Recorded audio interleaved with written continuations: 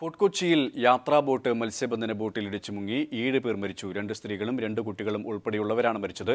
28 പേരെ രക്ഷപ്പെടുത്തി. രക്ഷാപ്രവർത്തനം അവസാനിച്ചു കഴിഞ്ഞിരിക്കുകയാണ്. ഇതിന്റെ വിശദാംശങ്ങൾ നൽകാൻ ഡാനി പോൾ ചേരുകയാണ്. ഡാനി, രക്ഷാപ്രവർത്തനം അവസാനിച്ചു കഴിഞ്ഞു.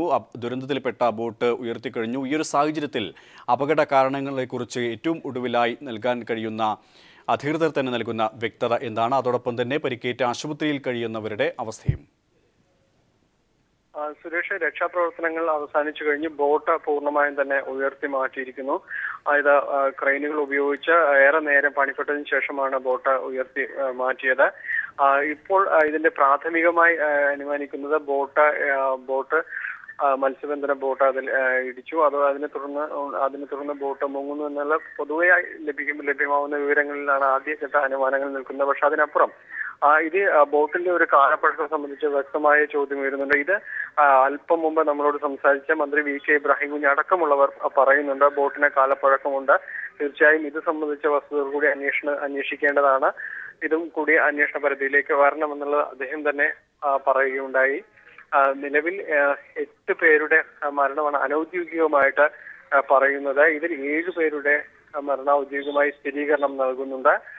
ഇവിടുത്തെ വിവിധ ആശുപത്രി മോർച്ചറികളിലേക്കാണ് ഇവരുടെ മൃതദേഹങ്ങൾ മാറ്റിയിരിക്കുന്നത്. ഏതാണ്ട് 17 പേരാണ് ആശുപത്രികളിൽ ചികിത്സയിലുള്ളത്.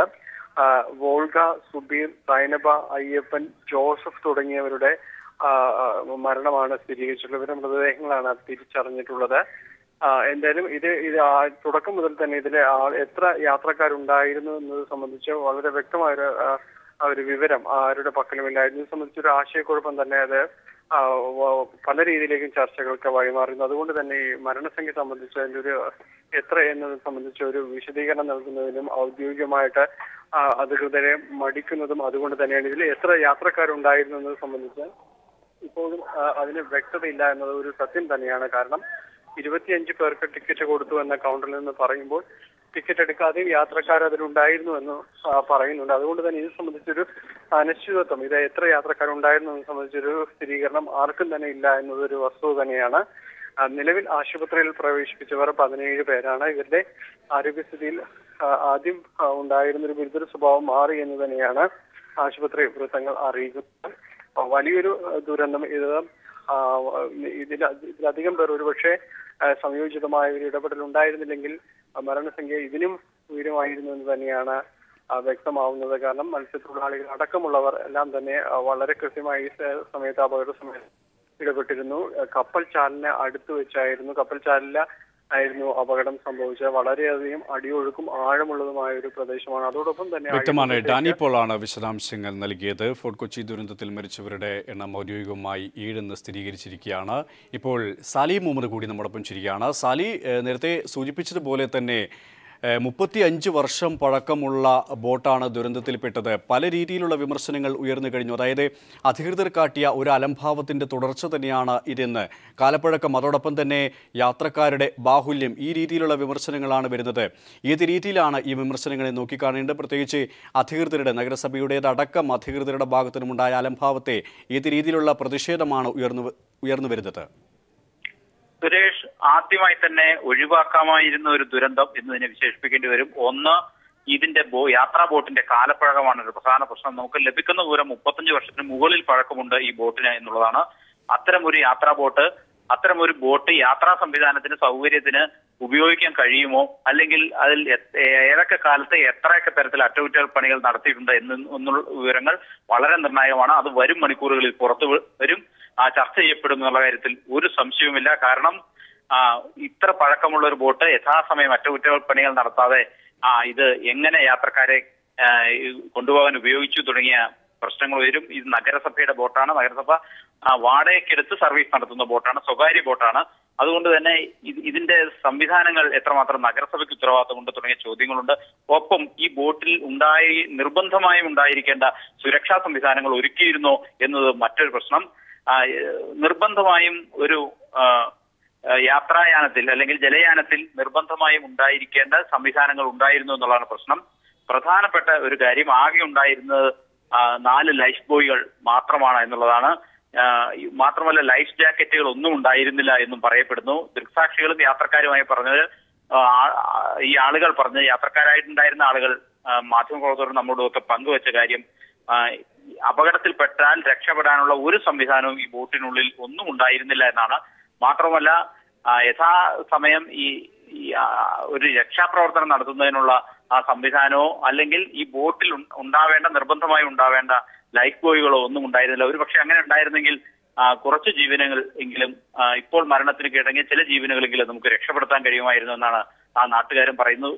പ്രധാനപ്പെട്ട കാര്യം ഏറ്റവും കരയിൽ നിന്ന് ഏറ്റവും അടുത്താണ് ഇത് എന്നുള്ളതാണ്. എന്നിട്ട് പോലും 7 പേർ മരിച്ച ഒരവസ്ഥയിലേക്ക് കാര്യങ്ങൾ എത്തിയത് സ്വാഭാവികമായും വേണ്ട രീതിയിൽ രക്ഷാപ്രവർത്തനം തുടക്കത്തിൽ ആരംഭിക്കാൻ കഴിയാതിരുന്നതും ആദ്യം രക്ഷാപ്രവർത്തനത്തിൽ ഇറങ്ങിയത് ചില വിദേശ വിനോദസഞ്ചാരികളും പ്രദേശവാസികളുമാണ്. അതിനുശേഷം ആണ് മറ്റ് സംവിധാനങ്ങൾ രക്ഷാപ്രവർത്തനത്തിന് നേതൃത്വം കൊടുത്തത്. ഒപ്പം തന്നെ ഈ വെള്ളത്തിൽ വീണവർക്ക് രക്ഷപ്പെടാൻ തക്ക സംവിധാനങ്ങൾ ബോട്ടിൽ ഉള്ളിൽ ഉണ്ടായിരുന്നെങ്കിൽ അവ ഇളക്കിയെടുത്ത് അവ ഉപയോഗിക്കാമായിരുന്നു. അതൊന്നും സാധ്യമായിരുന്നില്ല. വേറൊരു കാര്യം, ഒരു ബോട്ട് ഒരു മത്സ്യബന്ധന വള്ളമാണ് വന്ന് ഇടിച്ചത്. ആ ആദ്യത്തെ ഇടിയിൽ തന്നെ ഇത്ര വലിയ ഒരു ബോട്ട് 2ആയി പിളർന്നു എന്നുള്ളത് തന്നെ ഈ ബോട്ടിന്റെ ദുർബലാവസ്ഥയാണ് വ്യക്തമാക്കുന്നത്. അതൊക്കെ സംബന്ധിച്ച് വളരെ ആഴത്തിലുള്ള ഒരു അന്വേഷണം വേണമെന്ന ആവശ്യം ഇതിനകം തന്നെ ഉയർന്നു കഴിഞ്ഞിട്ടുണ്ട്. സുരേഷ്, സലീം മുഹമ്മദാണ് വിശദാംശങ്ങൾ നൽകിയത്. അധികൃതരുടെ ഭാഗത്തു നിന്നുള്ള അലംഭാവവും ചില ചോദ്യങ്ങളും തന്നെയാണ് ഈ ഒരു ദുരന്തവും നമുക്ക് മുന്നിൽ ഉയർത്തുന്നത്. ഇപ്പോൾ ദുരന്തത്തിൽപ്പെട്ടവരെ പ്രവേശിപ്പിച്ച ആശുപത്രിയിൽ നിന്നും അലക്സ് ചിരിക്കുകയാണ്. അലക്സ്, ആശുപത്രിയിൽ പ്രവേശിപ്പിച്ചവരുടെ ആരോഗ്യനില ഇപ്പോൾ എങ്ങനെയാണ്? ഏറ്റവും ഒടുവിലായി ആശുപത്രി വൃത്തങ്ങൾ നൽകുന്ന വ്യക്തത. സുരേഷ്, ഇപ്പോൾ ഫോർട്ട് കൊച്ചിയിൽ നടന്ന ബോട്ട് ദുരന്തത്തെ തുടർന്ന് ഉണ്ടായ അപകടത്തെ തുടർന്ന് ഏതാണ്ട് 28ഓളം പേരെയാണ് എറണാകുളം ജില്ലയുടെ വിവിധ ആശുപത്രികളിലായി പ്രവേശിപ്പിച്ചിരിക്കുന്നത്. ഇതിൽ 6 പേർ മരിച്ചതായി, ഇതുവരെ 6 പേർ മരിച്ചതായുള്ള സ്ഥിരീകരണം നമുക്ക് ലഭിച്ചിട്ടുണ്ട്. ഇതിൽ ഒരാളുടെ മൃതദേഹം മെഡിക്കൽ ട്രസ്റ്റ്, ഞാനിപ്പോൾ നിൽക്കുന്ന മെഡിക്കൽ ട്രസ്റ്റ് ആശുപത്രിയിലുള്ളത് ഫോർട്ട് കൊച്ചി സ്വദേശി ജോസഫ് എന്ന വ്യക്തിയുടെ മൃതദേഹമാണ്. അതുപോലെ ഒരാളുടെ മൃതദേഹം ഗൗതം ആശുപത്രിയിലും മറ്റു 4 മൃതദേഹങ്ങൾ ഫോർട്ട് കൊച്ചിയിലെ തന്നെ താലൂക്ക് ആശുപത്രിയിലുമാണ് ഉള്ളത്.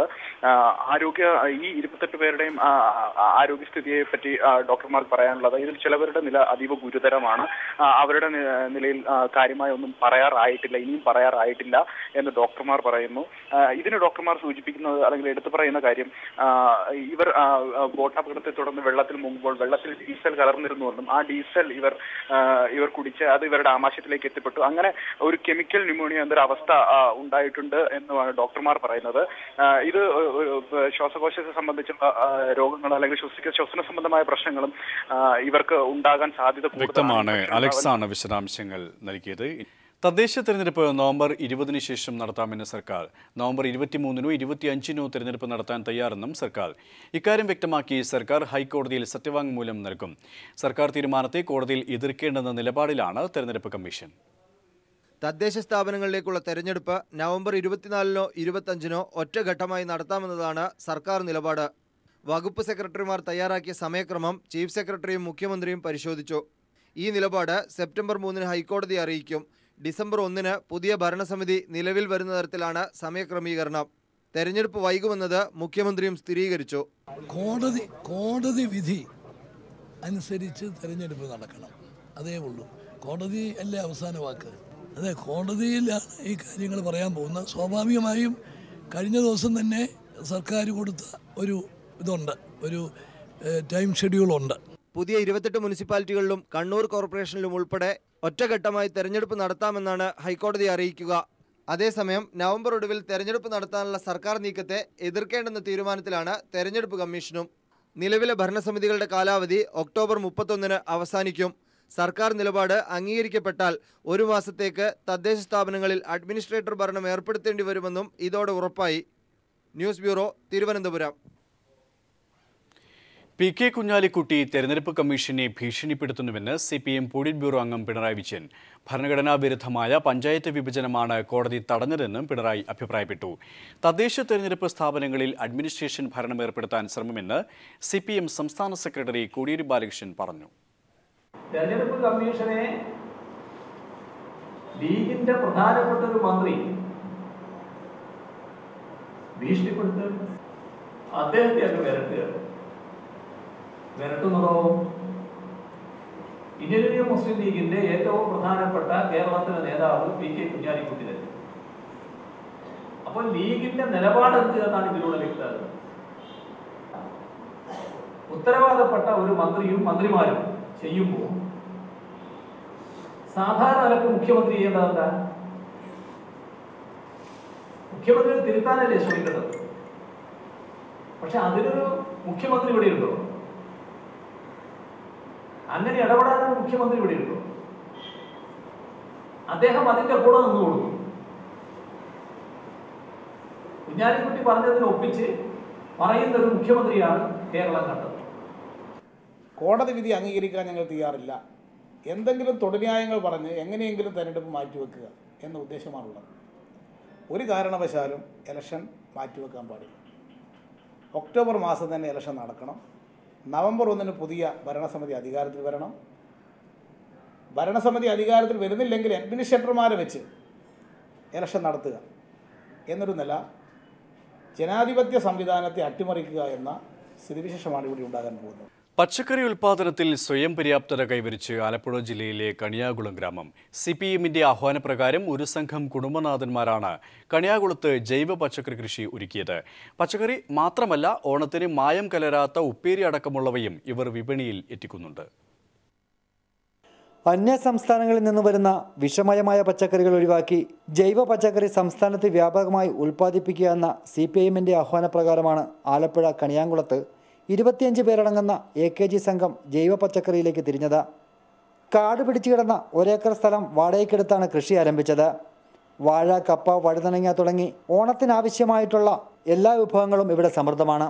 ഈ പ്രവർത്തനം വിജയകരമായി നടപ്പാക്കണമെന്നും അതുപോലെ തന്നെ പാർട്ടി സംബന്ധിച്ചിടത്തുള്ള തീരുമാനങ്ങളോടൊപ്പം തന്നെ പൊതുവിപണിയിലെ വിലക്കയറ്റം തടയുന്നതിന് വേണ്ടിയിട്ടുള്ള അത്യാവശ്യമായിട്ട് ചെയ്യേണ്ടൊരു സേവനം എന്നുള്ള നിലയിൽ ഞങ്ങളിത് ചെയ്യുകയാണ്. സാധാരണക്കാരായ ജനങ്ങൾക്ക് കുറഞ്ഞ ചെലവിൽ ആരോഗ്യത്തിന് ഹാനികരമല്ലാത്ത പച്ചക്കറി നൽകുക എന്ന പാർട്ടി തീരുമാനമാണ് ഇവർ നടപ്പിലാക്കിയിരിക്കുന്നത്. കൃഷിക്കാവശ്യമായ കൂലിപ്പണികൾ വരെ 25 പേരടങ്ങുന്ന ഈ സംഘം തന്നെയാണ് ചെയ്തിരിക്കുന്നത്. ഈ കൃഷിത്തോട്ടത്തിൻ്റെ ആദ്യ വിളവെടുപ്പ് G. സുധാകരൻ MLA നിർവഹിച്ചു. Shajahan, news bureau, Alappuzha.